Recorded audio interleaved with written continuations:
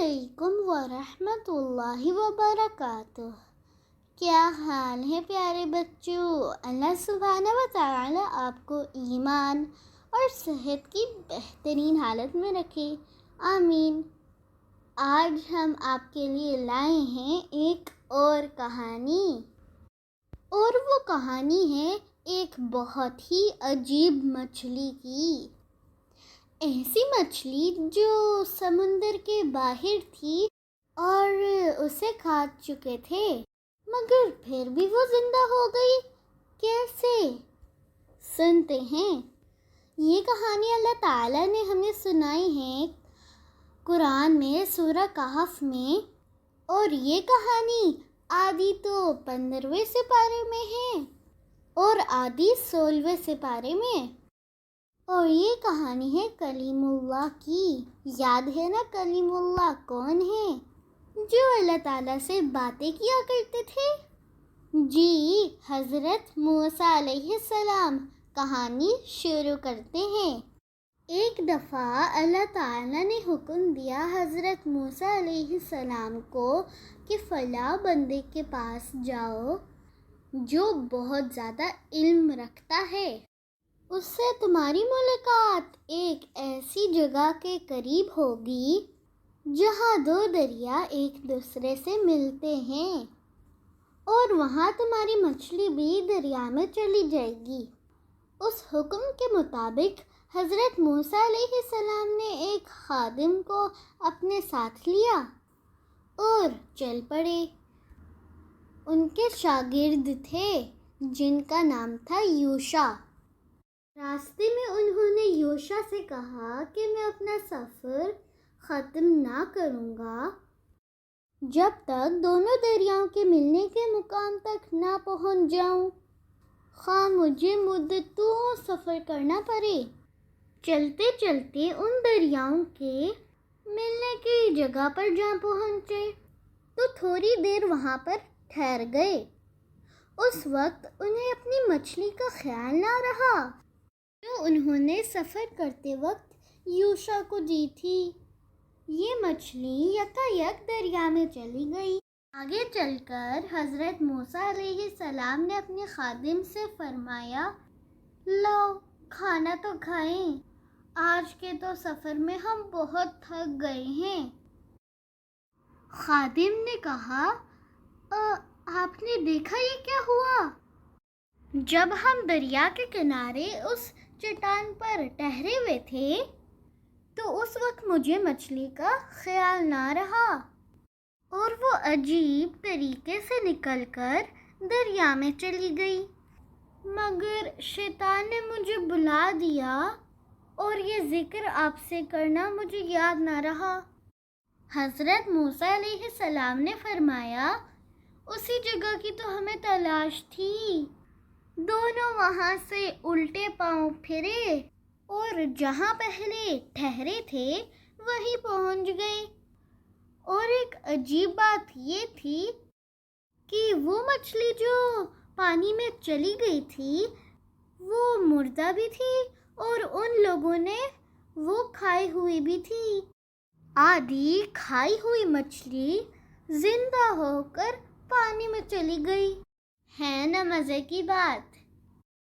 وہاں ان کی ملاقات ایک بزرگ سے ہوئی جن پر خدا کی خاص مہربانی تھی اور جن کو اللہ تعالیٰ نے خاص طرح کا علم سکھایا تھا۔ یہ بزرگ حضرت خضر علیہ السلام تھے۔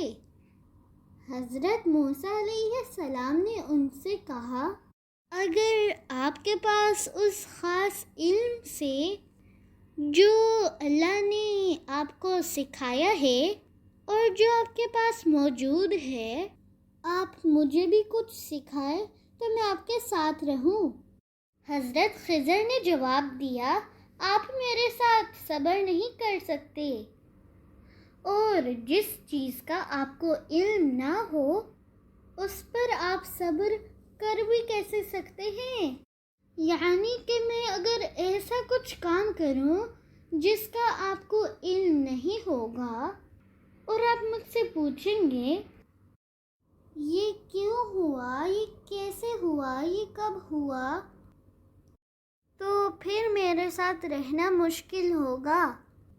حضرت موسیٰ علیہ السلام نے کہا، انشاءاللہ میں کسی معاملے میں آپ کی نافرمانی نہیں کروں گا، آپ مجھ کو صابر پائیں گے، میں آپ سے کوئی سوال نہیں کروں گا۔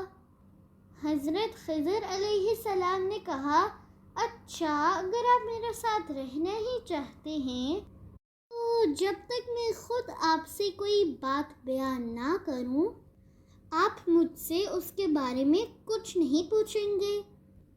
حضرت موسیٰ علیہ السلام نے کہا، بہت اچھا۔ اب وہ دونوں آگے روانہ ہوئے۔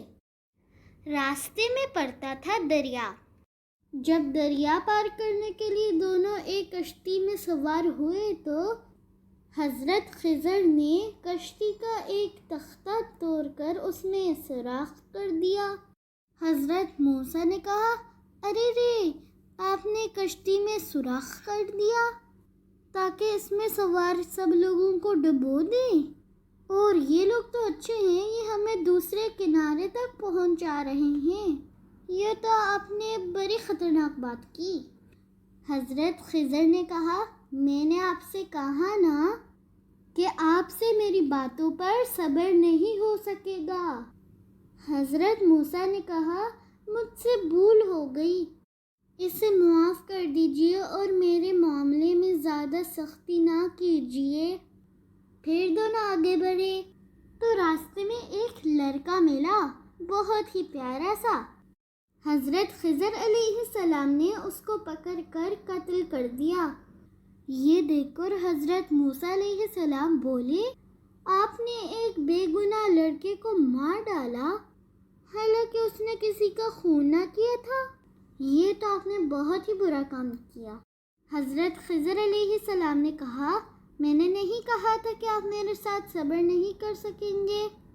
حضرت موسیٰ نے کہا، بے شک مجھ سے غلطی ہوئی، آپ کے معاف فرما دیں، اگر اس کے بعد میں آپ سے کچھ پوچھوں تو آپ مجھے اپنے ساتھ نہ رکھیے گا۔ پھر دونوں اور آگے بڑھے اور چلتے چلتے ایک گاؤں میں پہنچے۔ کھانے کا وقت تھا اور ان کے پاس کچھ کھانے کو نہیں تھا۔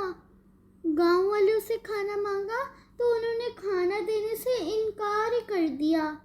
اتنے میں حضرت موسیٰ علیہ السلام نے اور حضرت خضر نے گاؤں میں ایک دیوار دیکھی جو بہت پرانی ہو چکی تھی اور گرنے ہی والی تھی۔ حضرت خضر نے اس کو درست کر کے کھڑا کر دیا۔ حضرت موسیٰ علیہ السلام نے کہا، اس گاؤں کے لوگوں نے کھانا تو ہمیں دیا نہیں اور آپ نے ان کی گرتی ہوئی دیوار کو مرمت کر دیا، اگر آپ چاہتے تو ان سے اس کام کی اجرت لے سکتے تھے۔ حضرت خضر علیہ السلام نے کہا، اب بس، اب آپ اور میں ایک ساتھ نہیں رہ سکتے، آپ کا راستہ اور میرا راستہ اور۔ اب میں آپ کو ان باتوں کی حقیقت بتاتا ہوں جن میں آپ صبر نہیں کر سکے، تو سنیے۔ کشتی کا تختہ میں نے توڑ ڈالا تھا، وہ چند غریب آدمیوں کی تھی جو اسے چلا کر اپنا پیٹ پالتے تھے۔ میں نے اس کشتی میں جان بوجھ کر اس میں سوراخ کر دیا کیونکہ آگے ایک ایسے بادشاہ کا علاقہ تھا جو لوگوں کی کشتیوں کو زبردستی چھین لیتا تھا۔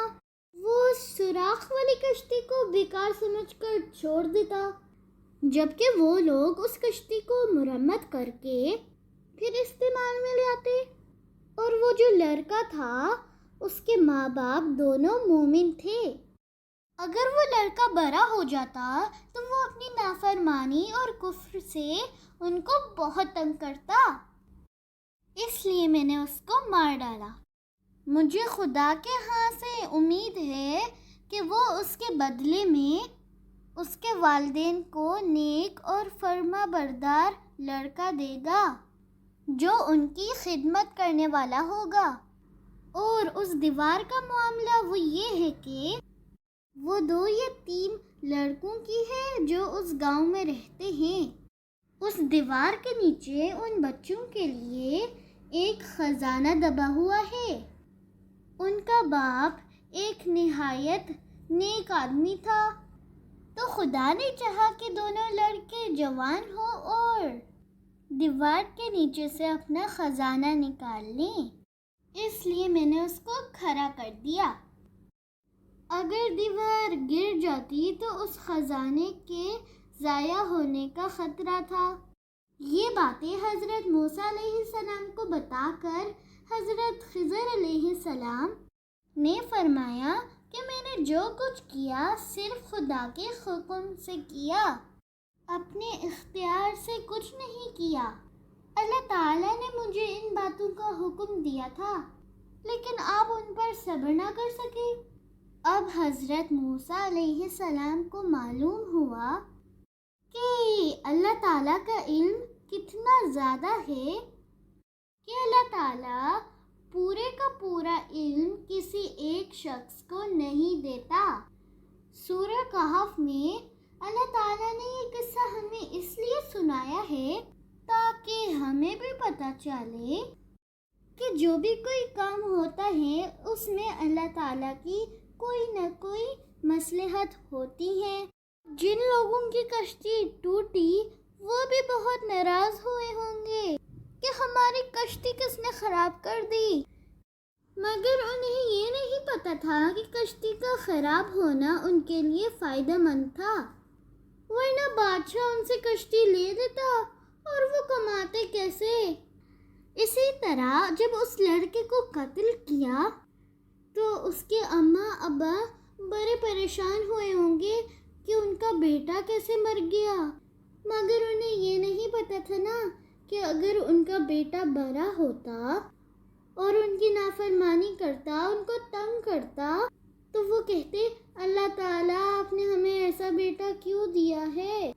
اسی لیے اللہ تعالیٰ جو بھی کچھ کرتے ہیں، جو بھی ہمارے ساتھ اچھا ہوتا ہے یا برا ہوتا ہے، اس میں ہمارے لیے اچھائی ہی ہوتی ہے۔ اللہ تعالیٰ سے دوستی نہیں ختم کرنی چاہیے، دوستی پکی رکھنی چاہیے، پھر کبھی نقصان میں نہیں ہو سکتے۔ پیارے بچوں، آج کے لیے اتنا ہی۔ اللہ حافظ۔